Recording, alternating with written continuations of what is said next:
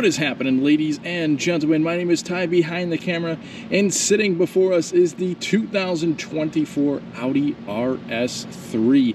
And today we are going to take a look at all the features that this vehicle has to offer. Very, very excited Ty drives today, because I've been wanting to film an RS3 for years and years now, and I finally got my hands on one.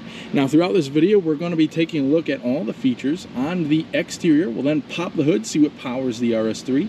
We'll take a look at the trunk space, the rear seat room, and as well as all the technology and things up in the front cabin. Now if you're curious to see how this RS3 drives, as am I, we will be filming a POV test drive video on this very car, so you can either wait to the end of this video to see a link for that pop up at the bottom of your screen, or you can head over to my channel, Ty Drives, for more. Now let's get straight into it up here, and we're going to start off with the headlamps, which are very, very cool on the RS3. So first of all of the features here are LED powered, so high and low beams, daytime running lights, turning signals, everything is LED powered. Now as you can see, it looks very nice, all illuminated, with the turn signals are dynamic and everything. But you also have this kind of like pod right here down at the bottom that is actually a configurable light. So when you unlock this vehicle, it gives you a very cool animation. It doesn't show up too well during the daytime, but I'm sure you can find other videos that show you that. Now up at the front end, we of course have the Black Optic Plus package. So the entire grille, even including the Audi rings and the RS3 badges, is all blacked out. So as you can see, the grille extensions even go into the headlights, and we do have headlight washers. As you can see again, the rings and the RS3 badges are completely blacked out. We do have parking sensors up front, and also some auxiliary intercoolers and vents for them on the side to let that legendary 5-cylinder turbo engine breathe. Now we have the beautiful Daytona gray paint color, which is probably more or less the more boring color on this car. Now there's a huge color palette available for the RS3, including reds, yellows, bright blues, all kinds of cool colors. But we have the Daytona gray pearl effect, which is a more classy color. Now, thanks to the Black Optic package, we do get these matte black painted 19-inch wheels. Take a look at those with some massive 6-piston calipers poking out and huge brake rotors. 265/30 is the size of the tires, and they are summer performance tires. Now the RS3 is a little bit wider than the A3 or S3. As you can see, the fenders are a little bit wider. Black optic elements all the way down the side surrounding our windows, and we have carbon mirrors, very nice looking. And if we flip around, see we have turn signal indicators and your blind spot warning on the inside. Smart key entry on both, or I should say all 4 of the door handles. So you just tap this little guy right there to lock, and hand behind the handle to unlock. One more thing down here, thanks to the carbon package, is the carbon fiber insert for the side skirt. Let's take a quick look at the window sticker, because this car is pretty loaded up. First of all, we have the carbon package. We also have the RS technology package, sport exhaust, which we're really going to listen to that as soon as we check out the engine. We also have the RS design package, which more or less has some pretty cool elements on the inside. And we also have the Black Optic Plus package, as well as the side assist. So pretty nicely loaded up RS3 today. $71,790 sticker price. We have a somewhat of a panoramic roof up top, kind of oversized single pane sunroof.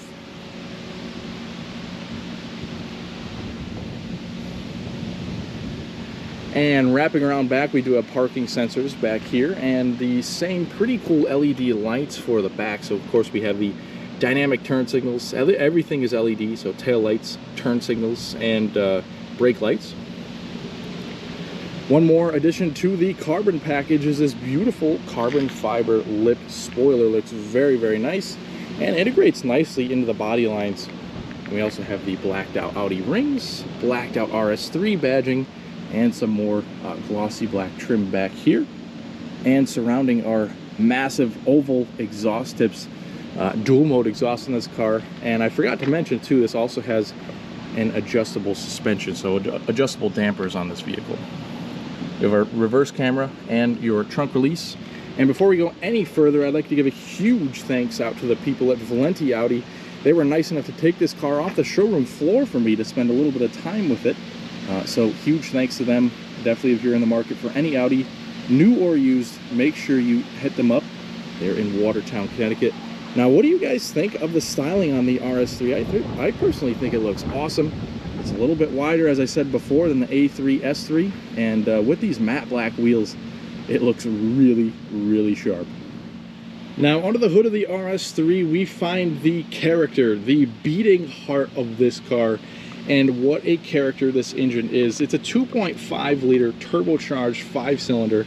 I'm sure all of you know that, but it does have 401 horsepower, 369 pound-feet of torque. This is just a legendary engine as far as Audi goes. Audi's been using 5-cylinders since a very, very, very long time ago. It's paired up to a 7-speed dual-clutch transmission, and of course the Quattro all-wheel drive. And as we can see, just a very, very fantastic-looking engine bay. And it still has an oil dipstick. Take a look at that. Most Audis, I should say almost all Audis, do not have an oil dipstick, so that's pretty cool. And we will get a test to see what this car can do on our test drive.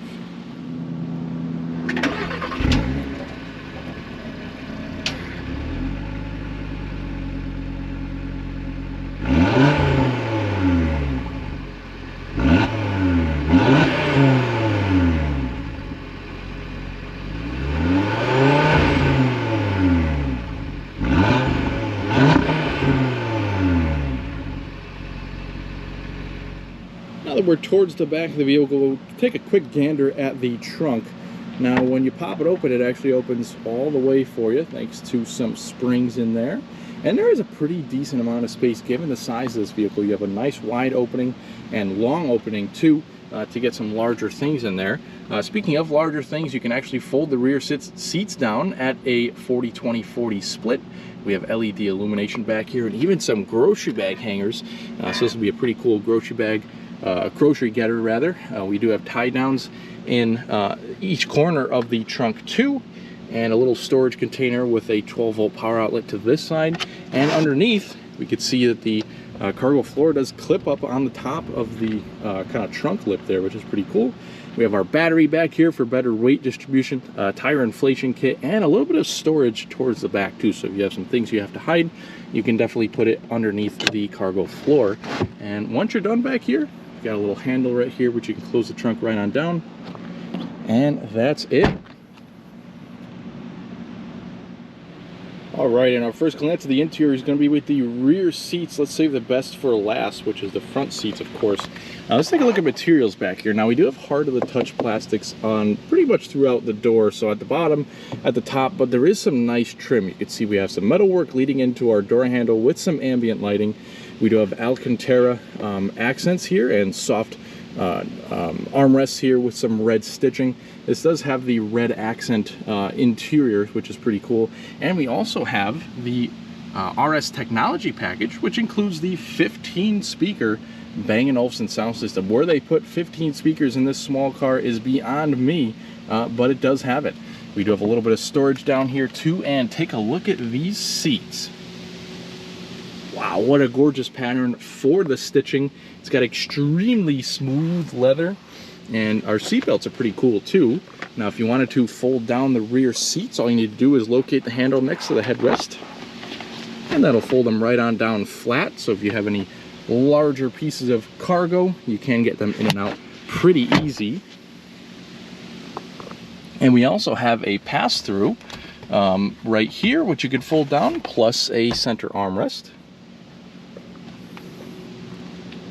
And let's hop in real quick to see how much legroom there is. Now, I'm 5'10", and I adjusted the front seat to a normal driving position for myself, and I do fit back here. So I have a couple of inches of legroom thanks to these cutouts. A couple of amenities too. So we do have rear vents back here, temperature control, and 2 USB-C chargers. And it's really not too bad of a place to be back here. It is roomy enough. It definitely isn't extremely roomy, but for shorter trips, 2 passengers back here would definitely be pretty fine. What do you say we check out the front cabin next? Okay, so let's start at the top of the door panel where we could actually see the mirrors at this angle, and you could see the blind spot warning in there, as well as some of the carbon peeking out. And the materials do improve up here, so now you have soft the touch up here in case you like to rest your elbow on the top of the door like I do. We have that same nice metal trim with ambient lighting, your lock unlock button, 2-person memory seats for the driver's side, and we have all of our power folding and heated mirror adjustments there, windows and child lockouts for the rear. We also have a bit more storage up front, your trunk release, and another Bang & Olufsen speaker. To the left of the dash, we could see some of the RS design package elements where we have this little red strip, red painted strip on the air vents, which is very, very cool. We have our carbon fiber trim on the inside, our headlights, front fog lights and rear fog lights control. We also have a little storage area here too that's kind of a bin style, a drop down. You can put credit cards and things like that in there. We also have the release for the tilt telescoping steering wheel. Down here we have the hood latch, our nice metal pedals, and these pretty cool looking floor mats too. It's got the RS logo on them, and so does the sill trays. Now take a look at these gorgeous seats. Very beautiful design in here. And now Audi is traditionally more of a traditional auto manufacturer. I really like the kind of risks that they've taken to make this interior cool. So it's got the red kind of suede on the sides of the seats, and the design package really makes this car kind of more interesting. We have the 4-way lumbar and our normal controls, and we also have thigh extensions. There's a little release to move them back and forth for both the front seats. What do you say we hop in and check out the rest of the interior? Okay, so now that we're seated inside the RS3, we can see the overall design of the steering wheel, dashboard, interior layout, and it's very attractive looking. Very modern, a little bit funky, which is cool with the kind of air vents sticking out from either side of the dash, kind of the gauge clusters there. But it looks very, very nice. Definitely a nice addition with the RS design package with the suede wrap steering wheel and red slats on the air vents. But here goes the key. We have the lock, unlock, trunk release, Audi rings on the face of the key. And if we flip it over to the other side, we see we have the RS badging, panic alarm, and a little button to slide out a physical key in case you need it. Of course, we have push button start. And we do get a little hint of the exhaust when you start it up, which is cool. Now let's focus on the steering wheel for the first segment of the interior. Now it's all suede wrapped again, red stitching on the inside. We have virtual cockpit controls over here and more or less media controls, so Bluetooth voice commands, back and forth for switching your presets and or stations, and the scroller wheel for your audio volume. And we have a little RS logo at the bottom. Now attached to the steering wheel, we do have metal paddle shifters with this kind of cutout design, which is pretty cool. And on the back of the steering wheel, mounted to the column, we have our adaptive cruise control down here, turn signals, automatic high beams, and lane centering assist. And to the other side, we of course have our wipers. Now, this brings me up to our gauge cluster. Now this is the normal kind of setup for just your run-of-the-mills, you know, kind of dynamic comfort modes, which looks pretty sporty to me, even in comfort mode that we're in right now. We kind of have this hockey stick design for the rev counter, the speed right below it, the gear that you're in right below that. A little bit of an adjustable informational display right up there, your distance till empty for fuel. And we also have our percentage of power and torque to the other side, which is awesome. Down here we have a couple of various things like your trip settings and date and time, or I should say time and temperature. Now if we use this scroller wheel, we could scroll down to see our fuel level, average and real-time consumption, short and long-term memory, driver's assistance screen, and our traffic sign information. Now if we want to get a bigger view of what we see on that side, we just press the view button on the steering wheel, and we can see that gets kind of a little bit more focused. So that'll go in the center. The tachometer and speedometers will go off to the side, and we can kind of adjust and see what we're configuring a little bit better. And that also will bring up an oil temperature right here, so that you keep an eye on that, with a little boost gauge. Now, if we adjust the drive mode to one of the RS driving modes, you can see it completely changes the gauge cluster. So you can see the tachometer becomes these two lines, and they'll go all the way up to the 7,000 RPM red line. We have our gear and speed right in the center, and also a G-force meter pops up, and you could also scroll down to see tire pressures and temperatures, which is pretty cool. And then of course the power and torque percentages stay there. Now, there are some more information that you can get to. Now let me switch it over to a more normal driving mode so we can see it. Using the top arrows back and forth right down here, we can adjust to see your radio stations, phone screen, and a navigation map. And again, full screen built-in navigation with the virtual cockpit looks awesome. Again, if you want to click the view button, you can see that what the information knows in the center is now a little bit smaller on the left side, so that's pretty cool. And working our way up from the virtual cockpit, we do have a nice soft-to-the-touch dash with a heads-up display, which is displaying our speed at the current moment, but you can get navigation directions and various performance information there too.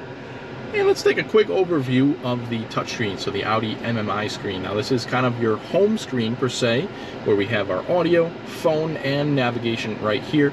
We have shortcuts to the side, and we can also swipe from the top to either turn the screen off, different heads-up display settings, tone configuration, Wi-Fi settings, and different profiles that you can sign in and out, in addition to some messages that the car will display for you. But if we swipe over, we can kind of go into a couple of the different menus just so you can see what it looks like. Now we have our radio here, which looks very nice. You can see what's playing very clearly in the center. And we also have our source over here. Going back, we have our media, so things played off your phone, also a phone screen. Our navigation, which you can technically have both screens have the navigation, so that's pretty cool. And then you could also input a destination right up top there with the search, and you can either type it in or use voice commands. We have phone apps, which has to do with the wireless CarPlay and Android Auto. We also have a vehicle screen here, which has the different driving modes, which you can see 3 kind of preset modes, and then a couple of different RS driving modes, and you can also put it into the rear torque steer mode, which kind of sends most of the power to the rear wheels, so you can kind of do a little bit of drifting around if you'd like. And to customize, we have a bunch of different settings, so you can adjust the torque splitter for the kind of differential, the way it drives, the suspension feel, steering feel, engine sound, and the traction control, so that's pretty cool. So nice amount of different driving modes and customization there. And we also have our RS monitor, which will kind of show you your temperatures and various points of the vehicle. Swiping over, we have a large G meter and also your tire pressures and temperatures. So that's pretty cool with the RS monitor. We also have lighting and visibility, and once we go into the interior lighting, we can adjust our ambient lights, so we can kind of adjust the brightness and the different colors. So lots and lots of different colors, and you could choose 2 different colors at a time. So that's pretty cool. We have our parking aid, driver's assistance screen here, so we could kind of toggle on and off which driver's assistance or driving aids that you would like to leave on and off. But as you can see, it comes pretty loaded up with lots and lots of driver's assist tech. We also have a settings and service screen here too. We have a bunch of system settings, so general settings and things like that, gauge brightness, sound settings, Wi-Fi, different users you can sign in and out of. And then right over here we have a quick sign in for different users. So say you and your wife are driving the vehicle, you both have different preferences. That's pretty cool. And then there's a couple of other things that you can access, such as a calendar within the vehicle, weather, and things like that. Down below we have our climate control, which is a dual zone climate control. So we have 2 temperatures to either side, as you can see. Our fan speed right in the center, AC settings, and where you want the air to blow.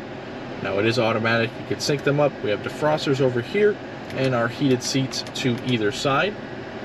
And we also have a recycling or outside air for the climate control. Just below, we have another array of buttons to quickly access your drive mode select and turn your traction control off. We also have our hazards down here to quickly pull up your parking aid, so parking assist and parking camera at any time. So as you can see, the nice parking camera, very nice quality to the camera, and we have adjustable guidance lines that will predict your path. It'll also pop up with the parking sensors, and you can also access your automatic parking from the parking menu in the screen or this button right down here. So this car will park itself parallel and perpendicular, so that's pretty cool. Right down here, we have a wireless charging pad for your phone and 2 USB-C connections, so that's kind of your phone area. And right down here, pretty attractive looking center console area with your start-stop button, also your audio volume, so that's pretty cool the way you adjust the volume there. It's kind of a touch-sensitive pad, but it's also multi-function too, so you could press either side to get different radio stations, turn the radio off, or mute the volume right there. And this brings me down to our gear shifter. It's got this cute little gear shifter for the 7-speed dual clutch transmission.